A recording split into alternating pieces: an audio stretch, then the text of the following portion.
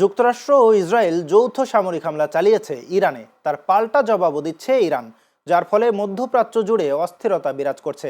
এমন পরিস্থিতিতে নিরাপত্তা শঙ্কায় সব ধরনের টুর্নামেন্ট ও ম্যাচ অনির্দিষ্টকালের জন্য স্থগিত করেছে কাতার ফুটবল অ্যাসোসিয়েশন।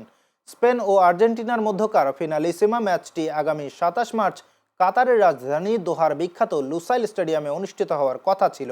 তবে এখন সেই ম্যাচটি কবে অনুষ্ঠিত হবে তা নিশ্চিত নয়। এদিকে সামাজিক যোগাযোগ মাধ্যম এক্সে স্থগিতাদেশ ঘোষণার সময় কাতার সরাসরি হামলার কথা উল্লেখ করেনি। তারা শুধু জানিয়েছে প্রতিযোগিতা পুনরায় শুরু হওয়ার নতুন তারিখ যথাসময়ে জানানো হবে।